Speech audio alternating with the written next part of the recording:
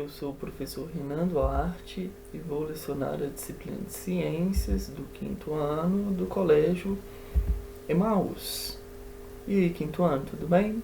Bom, então nessa videoaula vamos fazer a correção aí dos exercícios que foi disponibilizado aí nas últimas videoaulas, beleza?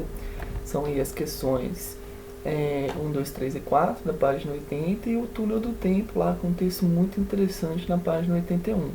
Beleza? Então já separem os seus cadernos, né, seus materiais e o seu livro para a gente iniciar a correção e falar um pouquinho sobre o petróleo, não é mesmo? Um recurso natural, né, fóssil, um recurso fóssil ou um combustível fóssil. É muito interessante, né, antes de iniciar a correção, a gente entender esses termos, tá? Existem recursos naturais, que a gente já falou bastante. Algum desses recursos nós podemos utilizar, né, o homem utiliza para a construção de combustível. Combustível, esse que a gente usa dentro do carro, né, para o veículo funcionar. Os recursos que são utilizados para a produção de combustível, né, sendo fóssil, o combustível vai levar o mesmo nome, tá bom? Então, é muito comum aparecer o termo fóssil empregado nos dois conceitos, quanto no recurso ou no combustível. Combustível fóssil, um recurso fóssil, tá bom? Então vejam só, aí só uma ilustração que está no livro mesmo de vocês, tá? Que a gente consegue ver a área onde está localizada aí a maior quantidade, né, distribuída em área do pré-sal entre os estados do Espírito Santo, Rio de Janeiro e São Paulo. É uma camada extremamente grande, tá? Tanto que foi extremamente importante para a economia do país, tá? A área do pré-sal, onde está disponível o petróleo, beleza? Bom, aí novamente mais uma ilustração do nosso livro, né? Ele te dá aí, ó, uma profundidade. Então vejam só que apenas o fundo do mar tem uma profundidade de aproximadamente 2.000 metros, pessoal. 2.000 metros. Isso daqui é uma distância aproximadamente da casa, assim, como se fosse do colégio, tá? Do colégio Emaús, lembram? Até o Via Shopping, tá? Assim, um pouquinho para mais ou um pouquinho para menos. É a distância média. O pós-sal é uma distância ainda maior. Tem o sal, né? E o pré-sal. Então, qual que é a profundidade em que o pré-sal está localizado?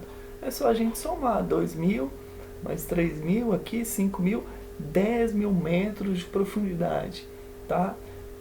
É muito profundo, pessoal, tá? E mesmo assim, né, a empresa, né, os engenheiros, os profissionais que lidam com a área, conseguiu identificar o pré-sal e extrair. O mais importante a gente entender é que eles conseguem extrair essa camada de petróleo localizada no pré-sal.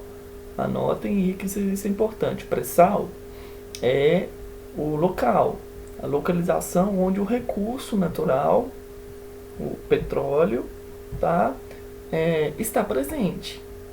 Beleza? Qual que é a relação de petróleo e um combustível fóssil? Qual que é a relação do petróleo e um combustível fóssil? O petróleo, recurso natural, né, localizado lá no pré-sal, assim, parte, né, podemos encontrar no pré-sal. É muito importante a gente entender isso também, isso foi tema da última videoaula, que o petróleo ele pode ser extraído nos continentes também, claro, em menor parte, mas pode. E também no fundo do mar, no pré-sal, onde vai estar numa disponibilidade muito maior, beleza? É extraído e levado até as indústrias, até o continente, para se transformar em um combustível fóssil. Que é um exemplo desse combustível? É a gasolina, beleza? Então aí só um resuminho, os pontos importantes para a gente discutir. Então, questão 1. Por que o petróleo é considerado um recurso energético não renovável? Porque se trata de um combustível fóssil. Olha a gente falando aí, de reserva finita, ou seja, que se esgota. Lembram que a gente falou que o petróleo ele é um acúmulo de matéria orgânica, né, ao longo de centenas de milhões de anos? Pois é. Então, a gente pode pensar que ele está se renovando, correto? Sim. À medida que o tempo vai passando, vai acumulando matéria orgânica novamente aí no fundo dos mares, né? Enfim, dá uma ideia de que ele está se renovando, mas a gente tem que ter muito cuidado na hora de falar isso, porque o tempo em que ele vai se renovando é muito lento em relação ao tempo que nós, o ser humano, vive. A média de idade de um homem, 60, 70 anos, ou um pouquinho mais, né? A formação de petróleo é muito mais do que isso. 10 mil, 1 milhão de anos, né? Então, ele é considerado não renovável, tá? Ele se renova, mas em um tempo que não é o mesmo tempo do nosso. Então, muito difícil a gente acabar com toda a reserva que existe hoje, tá? Vamos supor, hoje acabou o petróleo, beleza? Acabou. Então não vai ter combustível. Vamos começar a relacionar aí, tá? Acabou o petróleo. Como que vai fazer amanhã para pegar petróleo? Ele não está se renovando? Mas amanhã ele já vai ter à disposição um pouquinho? Não vai ter nem um pouquinho, porque o processo é muito lento, vai demorar aí centenas de anos para a formação de petróleo novamente, tá bom? Então o processo é muito lento. A gente tem que entender muito essa questão que, por mais que nós podemos considerar que ele não é renovável, ele se renova, mas só que um processo muito lento, beleza? Isso aí dá muita confusão e a gente tem que saber bem a diferença, tá? E quais os impactos ambientais relacionados à extração, à industrialização e ao consumo do petróleo e derivados. Bom, a gente já falou aí dos seus derivados, não é mesmo? O que dá para produzir através do petróleo? Várias coisas. Quais os impactos relacionados a isso, então? Poxa, pessoal, foi um resuminho da nossa videoaula, da nossa última videoaula. A extração, até então, parece não gerar tantos impactos, né? Mas e no caso de algum acidente, tá? Relacionados à extração, quando uma plataforma lá da Petrobras ou alguma outra empresa libera, assim, não libera, por alguma questão, algum acidente, acaba liberando o petróleo no mar. E isso vai gerar uma cadeia de consequências em toda a fauna do mar. Animais marinhos, aves vão morrer em decorrência desse derramamento de petróleo. Vai mudar toda a composição do oceano, do mar, né? Então é uma consequência e é um tipo de impacto ambiental, tá? E ao consumo da gasolina, tá? Que é feita através do petróleo. Lembram? Geram poluentes atmosféricos. Quando seu carro está andando, tá? O carro que está usando gasolina. Quando o carro anda, o motor libera CO2 e até outros gases também que podem e são poluentes atmosféricos. Então, vejam só, um carro só está queimando combustível e liberando CO2, que vai ser um gás extremamente prejudicial quando liberado em excesso para o planeta Terra, pois ele intensifica o aquecimento global, que é uma consequência muito séria também. O aquecimento global acontece, dentre um dos motivos que intensifica o aquecimento global, a liberação de gases poluentes. Um desses emissores é o consumo da gasolina, né, nos veículos. Um veículo só, nada demais, né? Um veículo só sem problema. Mas vejam só, imaginem lá em São Paulo, aquelas cenas clássicas lá que a gente está acostumado a ver na TV. Uma avenida totalmente congestionada com mais de 100.000 carros andando. Só 1.000 carros, né? Tá gerando poluente. Mas imagina só, pessoal, Belo Horizonte, que é a capital de Minas Gerais, São Paulo, Rio de Janeiro, Cuiabá, eu estou falando capitais aí, né, que vão ter muito carro, que vai haver muitos veículos, né, queimando e liberando aí a gasolina. O que vai acontecer? Intensificação de CO2, tá? Que vai gerar um impacto ambiental, né, com várias consequências, tá bom? Então esses daí são os impactos ambientais. Atualmente o petróleo, um dos recursos naturais mais cobiçados por todos os países, constitui uma das maiores fontes energéticas do mundo. Sim, o que a gente disse. O que poderia acontecer se esse combustível viesse a faltar? Meu Deus do céu! Hoje, nessas circunstâncias, iria ter várias consequências. A primeira é a demanda por veículo aí, né, iria despencar. Porque se não tem gasolina, se não tem petróleo, não tem gasolina. Se não tem gasolina, para que ter carro? Né? Então, primeiro fator aí que poderia acontecer, né? Outra coisa são os outros derivados, o plástico, né?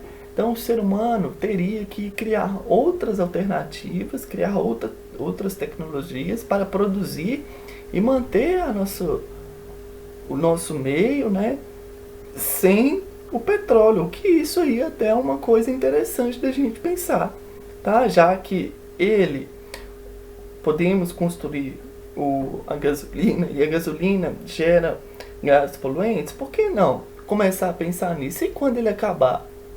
Porque aí nós podemos estudar com mais calma, né, até criar alternativas a ele, né?